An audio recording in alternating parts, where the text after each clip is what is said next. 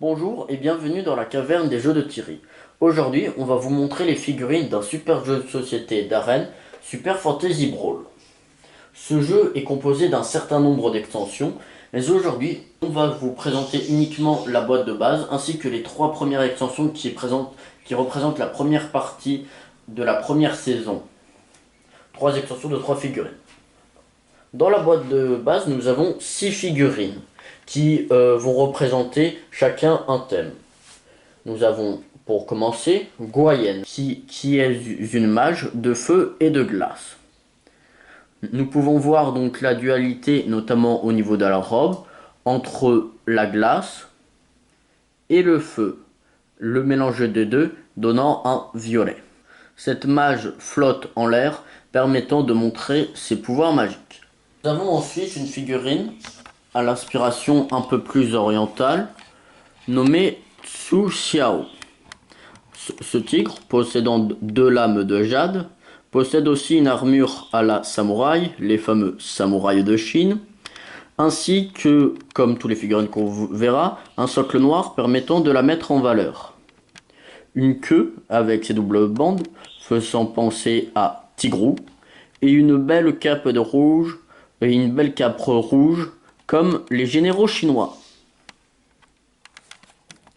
On a ensuite une petite viking possédant une arbalète dragon et qui a la spécificité de poser des pièges. Ce personnage est assez embêtant et est une vraie petite peste, comme tous les personnages du jeu d'ailleurs, avec toujours le socle en noir. On a ensuite l'un de mes personnages préférés, Goldar, qui est un pirate et qui possède une barbe rousse. Alors dans l'illustration qu'il donnait, en fait, il avait une barbe noire, mais je lui ai donné décidé de lui donner une barbe rouge pour lui donner un peu plus de caractère. Voilà, avec des vêtements violets, un petit coffre, une petite encre dans une main et dans l'autre main un harpon pour harponner les ennemis, ce qui est bien pratique dans ce jeu où le positionnement est très important, notamment pour marquer des points de victoire, avec un petit crâne ici. Ensuite, on va voir Dougroun, qui est un nain des montagnes, comme tous les nains, et qui aime bien les cristaux, donc l'argent, comme tous les nains. Voilà, avec une cape en four de bête qui a eu un certain nombre de couches de peinture.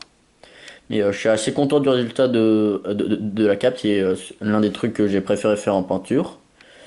Voilà. Et qui est très résistant, c'est l'un des persos les plus résistants du jeu. Et donc il est assez embêtant. Voilà, il est toujours avec une barbe rousse. Décidément, j'aime bien les barbes rousses. Ensuite, on va passer au dernier personnage de la boîte de base, Kilgore, qui est un orc, parce que qui dit jeu de fantasy dit orc, l'un des incontournables depuis Tolkien. Et donc, lui, il a la spécificité de pouvoir attraper les personnages adverses, notamment avec ses bras mécaniques. On voit vraiment la différence entre ses petits bras de base tout mignons et son gros bras métallique que j'ai décidé de faire en rouille. Voilà, avec aussi une jambe mécanique. Décidément, il en a vécu des combats. Une petite queue et une armure qui est en rouge. Alors là encore, j'ai pas été très fidèle avec la représentation de base, parce que dans la représentation de base, l'armure est noire, mais là j'ai décidé de la mettre en rouge pour m'inspirer des orques de la Horde de World of Warcraft. Un très bon jeu. Donc maintenant on va voir les extensions. Donc bien sûr, comme je l'ai dit tout à l'heure, il n'y a pas toutes les extensions, mais il y a quand même une bonne partie. Alors on va commencer par la première, Force of Nature, dont le thème est la nature. Même si bon, les figurines elles sont pas tant de nature que ça.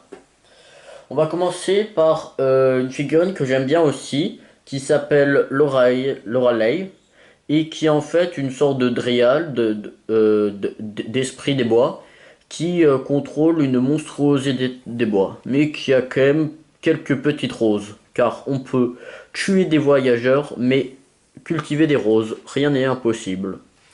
Ensuite, on va voir Taze, qui est une sorte de centaure avec des cornes, et qui aime bien courir, c'est sa principale spécificité. Il te charge dessus et a quand même un certain nombre de points de vie. Donc voilà, l'inspiration centaure. Et en fait, il n'a pas des pieds, mais ses pieds, ce sont des mains. Donc ça, je trouve que c'est un détail assez marrant. Ça aussi, on voit aussi beaucoup sur ces figurines des détails que je montre pas forcément, mais qui magnifient les figurines quand on les regarde de près. Alors là, on a la dernière de l'extension qui est Nevamor, et qui est une sorte il s'appelle Nevamor. Et donc là, il a un petit corbeau mort, des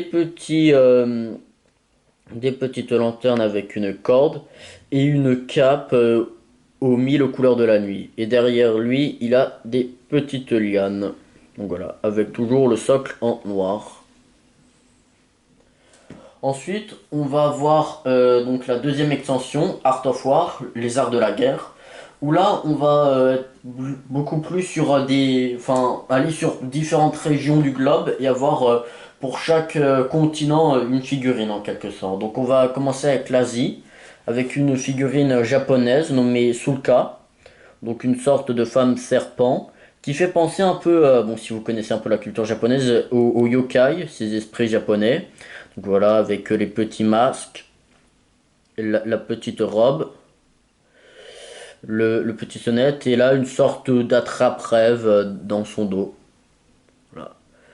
La petite Sulka.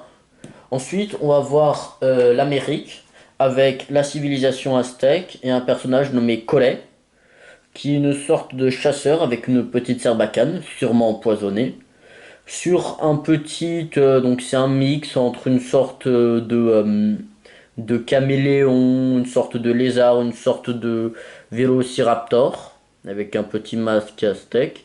Et j'ai fait exprès, généralement j'essaie d'être assez symétrique sur les figurines, mais ici j'ai fait exprès que les deux yeux ne soient pas de la même couleur pour donner un côté un peu psychédélique. Donc voilà. Et ensuite, on va arriver en Afrique avec Aked. Bon, là, ça se voit assez peu, mais en fait, c'est plus sur le côté égyptien. Donc là, c'est un phénix égyptien avec son bouclier, son épée et ses petites ailes. J'ai fait une armure noire pour donner un côté un peu charbonné et contrasté avec ses flammes. Bon, les effets de flammes sont pas très réussis, mais je trouve que c'est vraiment ce qui est le plus difficile en peinture, les effets de flammes. C'est pas facile.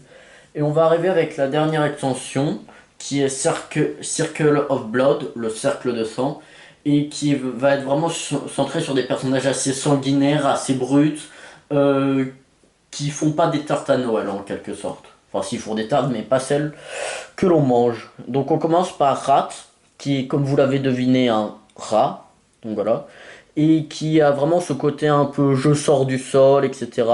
Une figurine assez aérienne. Moi j'aime beaucoup les figurines aériennes. Surtout que ça permet aussi de les peindre un peu de plus de côté. Au niveau des griffes, il y a comme une sorte de poison ou on ne sait quoi, comme si cette bête sortait des égouts et avait amené on ne sait quelle peste. Dans son dos, il a des griffes de rechange, au cas où il s'en casse une. Donc voilà, il a des sortes de petites gènes. Ça me fait un peu penser au Skaven dans Warhammer avec les petits globadiers toxiques. Et il a deux yeux où brille une lueur pas très gentille, on va dire, comme cela. Ensuite, on va trouver Marius, c'est une figurine que j'aime beaucoup aussi, qui est tout simplement un loup-garou blanc, donc il était aussi en couleur loup-garou blanc original, j'ai respecté cette couleur car je trouvais que ça le magnifiait. Il a des os, sûrement de ses victimes, et une épée sanguinaire. D'ailleurs, au niveau de son gameplay, il est assez attiré par le sang.